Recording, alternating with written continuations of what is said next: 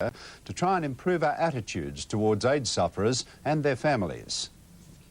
The first campaign to shock Australians about AIDS hit the airwaves in 1987. AIDS can be stopped and you can help stop it.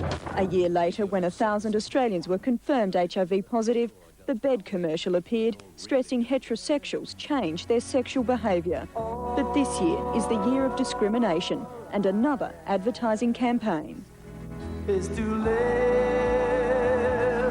The ads depict people who are HIV positive in everyday situations in a bid to get rid of the prejudice and fears surrounding AIDS. The federal government is concerned people with the virus are becoming isolated by a community that isn't giving them a fair go. We are also militating against the efforts to prevent the further spread of the virus. Tony Carden is HIV positive and features in the new campaign. On behalf of Australia's 3,200 sufferers, he offered this challenge. To bring to an end the discrimination that exists towards people who are HIV positive in Australia. The AIDS Council welcomes the initiative but criticises our attitude towards people with HIV. It's counterproductive in the assessment of the AIDS epidemic, HIV/AIDS epidemic. It's counterproductive in the prevention of infection. But the medical profession says the $2 million campaign doesn't go far enough and that AIDS workers also need to be educated about discrimination. The profession has also admitted doctors' knowledge of the virus is patchy. And we're seeing mistakes being made, we're seeing treatment being inadequate for that reason. The television and newspaper ads will run for the next 3 weeks. Jane Hinchke, National 9 News. A $2 million advertising campaign aimed at ending discrimination against people suffering AIDS. New federal and state laws are planned to add strength to the campaign. It's 10 years since the first AIDS death in Australia. Since then, the HIV awareness campaign has concentrated on prevention. The new print and television ads aim to stop increasing discrimination and prejudice within the community. All I ask is to live each moment. Those taking part in the ads live with HIV and AIDS, and often violent community reaction. I've had death threats, many of them. You name it. But I'll continue fighting against it. New state and Commonwealth laws will strengthen the campaign. Supporters say penalties need to be increased. Even the AIDS Council admits the multi-million-dollar campaign won't change attitudes overnight. I'm not pretending for 1 minute that we are going to suddenly change the views of that small group in the community who are severely prejudiced and who are in fact bigoted in areas like this. The campaign's the first of its type in the world. Other nations are watching to see how well Australia responds to it. Ingrid Piper, 10 Eyewitness News. People realise that anyone can be infected by the AIDS virus. Live each moment. Dr Don Grimes, the chairman of the National Council on AIDS, believes the campaign will work. It's a start. It's a start, and it doesn't just finish with the television advertisements and the newspaper advertisements. The campaign is being supported by state and territory governments and community groups. Discrimination has been dubbed Australia's latest health epidemic, and in an effort to counter it, the federal government is spending $2 million on an advertising campaign to break down institutional and individual prejudice against people with HIV and AIDS. Good morning, everybody. My name is Tony Carden, and I am HIV positive. This statement is at the core of the latest AIDS campaign. It takes the groundbreaking step of using real people in everyday situations, publicly declaring their health status to the nation, in a courageous endeavour to end the discrimination which affects many aspects of their lives.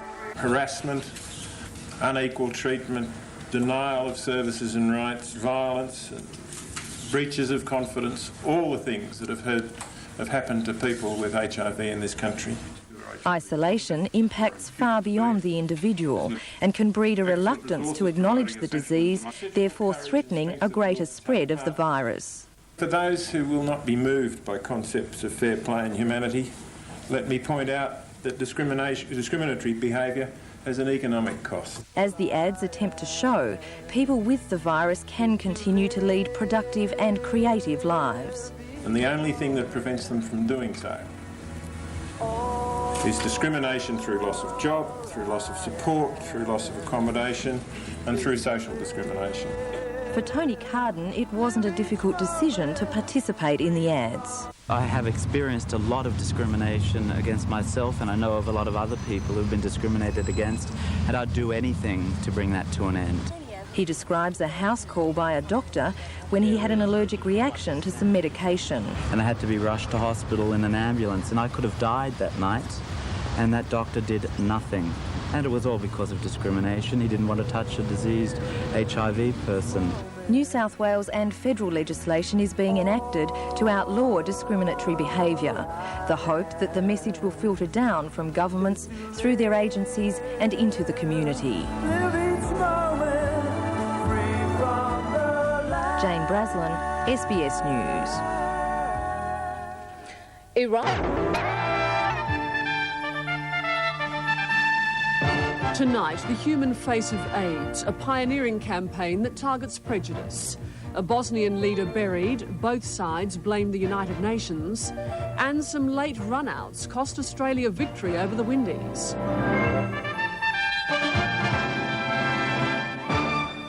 Good evening, Angela Pearman with ABC News.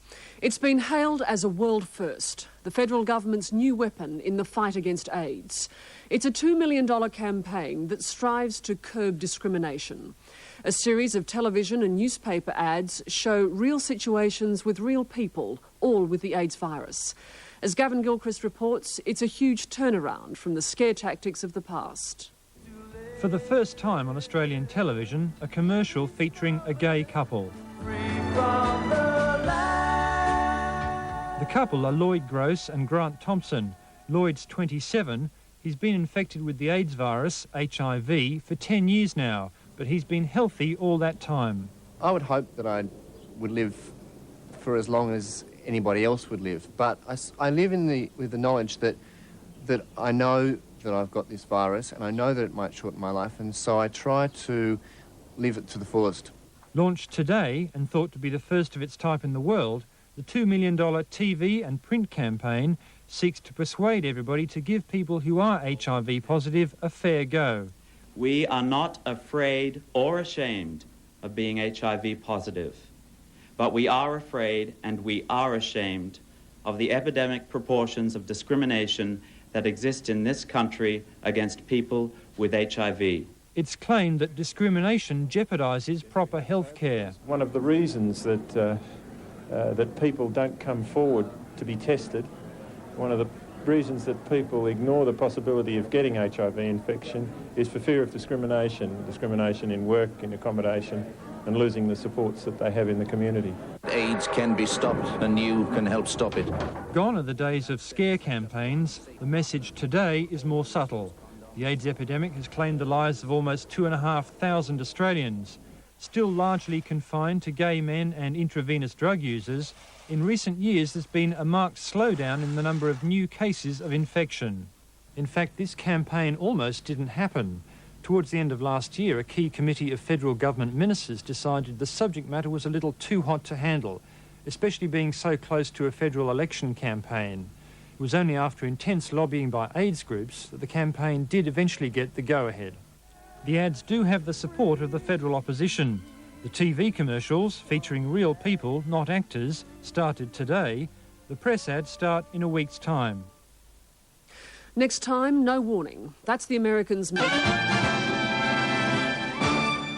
Good evening, Angela Pearman with the Mid-Evening News.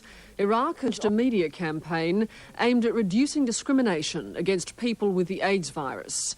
A series of television and newspaper ads show real situations with real people, all with the AIDS virus. Launched today and thought to be the first of its type in the world, the $2 million TV and print campaign seeks to persuade everybody to give people who are HIV positive a fair go. We are not afraid or ashamed of being HIV positive, but we are afraid and we are ashamed of the epidemic proportions of discrimination that exist in this country against people with HIV. It's claimed that discrimination jeopardises proper health care. One of the reasons that people don't come forward to be tested. One of the reasons that people ignore the possibility of getting HIV infection is for fear of discrimination in work, in accommodation, and losing the supports that they have in the community. Unlike people with full-blown AIDS, a person carrying the HIV virus shows no obvious signs that he or she has the disease. But if they have the courage to disclose the nature of their infection, they often face discrimination in a fearful and often ignorant community. Tonight, Andrew Gagan reports on a new government campaign showing HIV-positive Australians living normal lives. People are afraid of people with HIV and ignorance, and they need to know that we offer no threat to them. Tony Carden and more than 16,000 other Australians have the HIV virus. He's joined a courageous group of them in their fight against discrimination.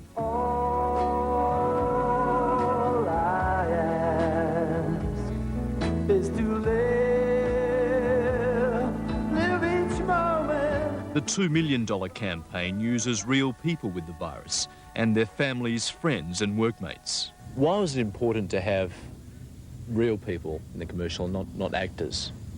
Because HIV is a real disease and it's happening to real people. Tony Carden has AIDS and has been infected with HIV for 5 years. He and his family have had to fight the disease on two fronts, the infection and the discrimination. We're normal people, we're ordinary people, and we deserve to be treated that way. We might have an illness or a disease, but that doesn't mean you can't sit beside me or have a cup of coffee with me or touch me, because I'm not going to hurt you. Even the medical profession has shown its prejudices. When Tony was suffering an allergic reaction. As soon as I told him I had AIDS, he closed his bag and stepped back from me and he said, "There's nothing wrong with you except the flu, get into bed and sleep it off," and went. He fled the house, basically. Tony's sister, Carolyn, decided to appear in the advertisements with her son to help eliminate the fear in the community. There's no fear involved with hugging or kissing somebody that is HIV positive. It's important to give them as much support and treat them as a normal person and help them to carry on life as normal. When dealing with AIDS and HIV, fear and discrimination go hand in hand. As the advertisements show, people with the virus can live perfectly normal lives. The only thing stopping them is discrimination, a fear of the unknown. The creators of the advertising campaign were seeking to change people's prejudices by creating empathy. So that people would realise not only can't you avoid people who are HIV positive, because you can't tell, you can't see, there's no need to, because you can't get HIV from casual social contact, and at an even deeper level, why would you want to? They're people that you know, that you like, that you love, that you respect, and that was really what we needed to communicate.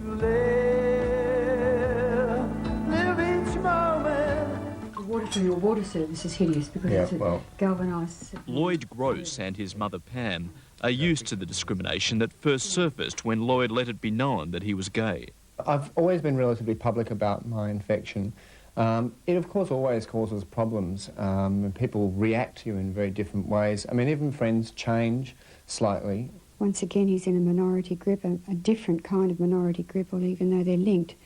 And minority groups quite often are discriminated against, and they don't have access to perhaps the services and the help that majority groups have.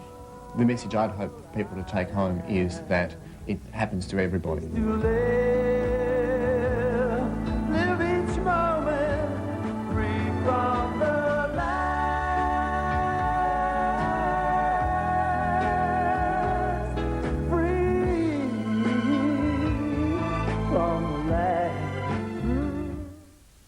One thing worth remembering, discrimination against people with the HIV virus is not only irrational and unfair, it is also illegal. And we are gonna get what we came down here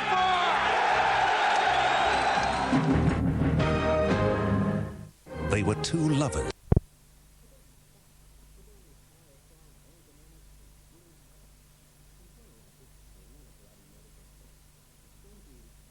Problem downstairs. Oh, look, they're just stirring with Andrew. It's a bit of jealousy or something. Andrew's upset.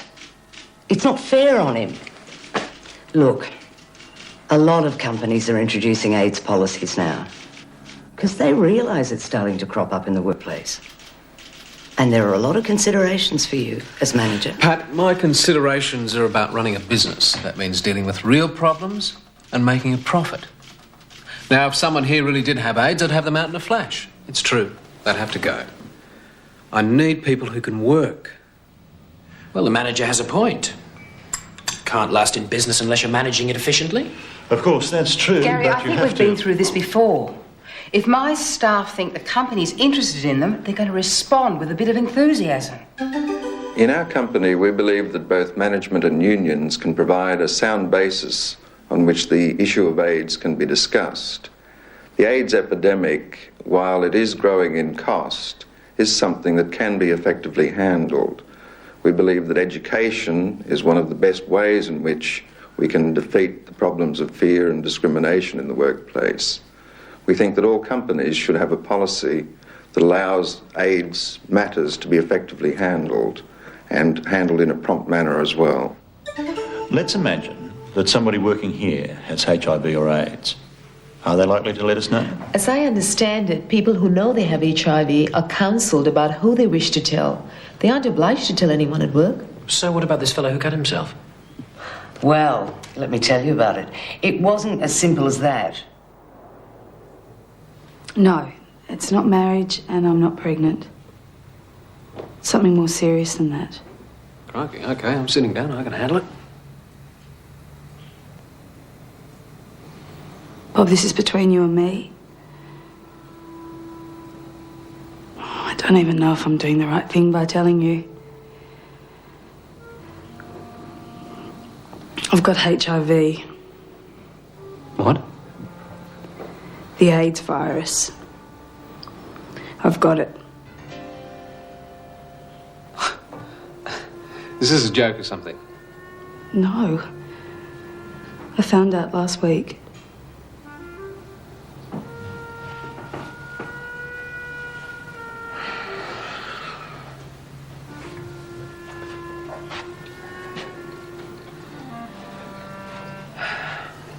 Oh, I don't know what to say. I didn't think... Well, I wouldn't have thought that...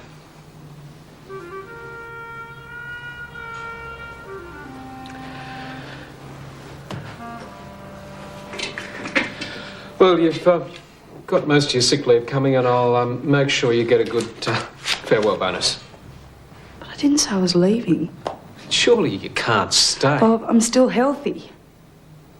My doctor says I'm okay and no one can get it from me here. Jo, it's hard enough to think of the damage here. But what if one of the clients found out? Bob, I said this was strictly between you and me. I thought I should tell you because I can't guarantee you a long-term work commitment. I didn't think I'd be treated like a leper.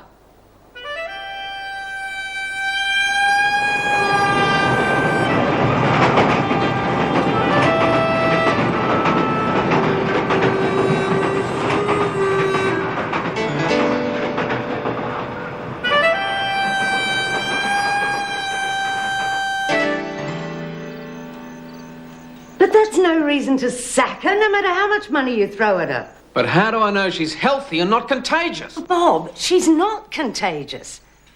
And if it's an early diagnosis of HIV, she could be in good health for many years, especially if she's receiving the new treatments. But I can't have a diseased person dealing with new clients and contracts. I mean, that's crazy. For now, it makes little difference whether it's HIV or some other long-term infection. What if it were cancer or heart disease? That's not the point. Well, Bob, it is the point. The fact is that she's someone whose work you value. She can still work.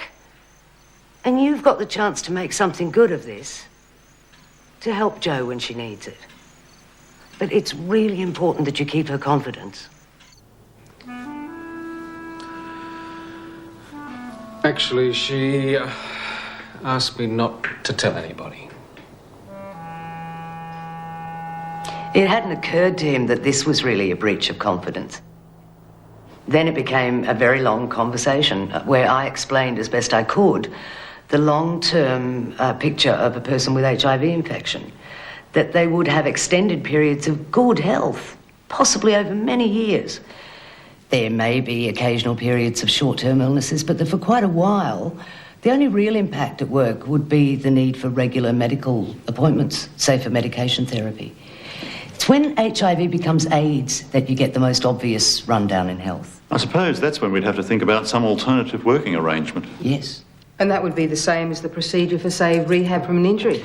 But there will come a time when the person with AIDS can't work properly. Yes, well, if a person did become that ill, their ability to work would have to be assessed. And obviously that would mean talking with the person. Well, the life insurance industry is treating AIDS in exactly the same way as it treats any other life-threatening illness or disease. We're vitally concerned to establish the extent of the risk. Likewise, other employers need to establish the potential impact of AIDS on their operations. They need, for instance, to have regard to the state of their insurance policies, particularly those relating to superannuation, overseas travel and workers' compensation. They need to ensure that they're up to date and appropriately cover any losses which they might experience as a result of AIDS. He mentioned overseas travel for work. Now, that's something employers should know about and offer advice. For example, one, obviously, the sexual risk is greater where there's a larger percentage of HIV-infected people. Employees should know that. And use a condom. Yes. Two, unlike Australia, a lot of countries' blood supply is not screened for HIV, so that's a worry if there's an emergency. Three, some countries won't issue a visa for people with HIV, so requires a blood test, and so you've got a confidentiality issue there. Well, Gary, you've got a little trip coming up. I'll send you a postcard. We really have to look at confidentiality within the company too. If one of our employees wished to disclose that they had HIV, it's very likely they would tell one of us. And we need an agreement on what to do if that happened. Yes. And it's pretty important that trust be respected. So we should look at security on personal information, file access, eh?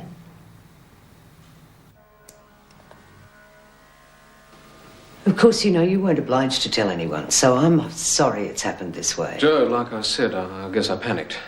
I can only apologise. I ended up having a long talk to Pat, and I hope I can help from here on. Well, that's a relief. The thing is, the doctor said I had to watch my health, avoid stress. Normally I don't feel any stress because I love this job so much. Do you still want to keep working? Yes. It's such a big part of my life. All my friends are here and I'll always have to pay the bills. Well, I guess I'll have to play this by ear from now on. From what Pat's told me, you may need some time off, especially later on. So if you've got any special needs, just tell me, OK? I'm not proud of my initial reaction to all this. And I feel sorry for what I let Andrew go through, too. I'm not saying that your situation is the same as his, but it's part of the same thing. I guess I have to accept it as a real issue now. So, with help from Pat, I've decided to get an information program going. Terrific. So that's ended up being a really positive beginning. I guess whatever we do is going to cost us a bit to set up. But in the long run, it's got to be worth it. Yes, actually being confronted by an HIV-positive person made the so-called issues incredibly real. And I guess important to me because then it's not just business, it's somebody's life you're dealing with.